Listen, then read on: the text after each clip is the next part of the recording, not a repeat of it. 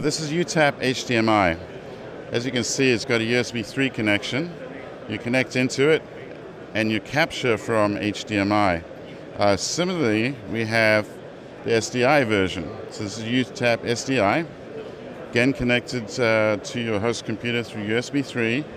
And it's actually got SDI capture through the input and will actually loop the signal back out as well. So this effectively is your capture card that can travel with you. You're going to be able to bring in everything from a fairly basic HDMI camcorder all the way up to a really professional SDI camera. Fantastic thing about this device is you don't need drivers and you don't need power. The USB 3 provides the power, and it connects to the OS directly because of the universal audio classes and the universal video class support. You hook it up to laptops, hook it up to Windows, hook it up to Linux. So right here on the laptop, this footage is actually being captured right now. Here I am in some standard capture type software. You'll come up to devices. As you can see, UTAP is simply listed. It really couldn't be any simpler. So this is a great little device. I'm selling for $345. You can order them today. And really, it's all about simplicity. Throw it in your pocket and go. Helo is a streaming and recording device. As you can see on the front here, you got ports for USB storage, SD cards, and then on the input side, you can capture SDI or HDMI signals. It does HD all the way up to 1920 by 1080 at 60p. So you can handle that high frame rate HD material. What's really great about this device with the way that it's been built is you can be recording and streaming at the same time and even at different bandwidths and compression settings. So it's going to H.264.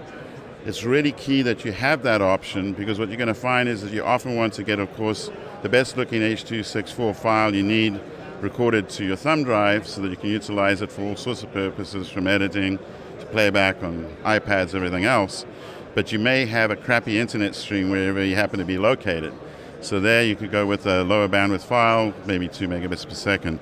In terms of the connectivity, of course, there is a little mini USB on the front, so you can do any configuration you might want to do. On the back end, you can plug in a standard mini audio in, and of course there's audio out if you need to connect to speakers. SDI in and out, as well as HDMI in and out. Your LAN connectivity, so that you can connect to a switch as you need to, and you can even utilize network shares that way. So if you're needing to do very long recordings for live events, maybe a house of worship, something like that, away you go. And then of course, you're going to want to stream this to somewhere. So within the configuration tools, which is built in, because like most AJA products, we've got a great web server going on. You can literally set all your CDN, which is your content delivery network information. You might even put that in before you arrive at the location. And with a simple stream button on the front, hit it and go. When it comes to the power on the back, it goes from 5 to 12 volts. This is very useful because this is our standard power supply. It goes out with a lot of our converters, etc. But what's really key about that is we do have, for instance, a power tap cable.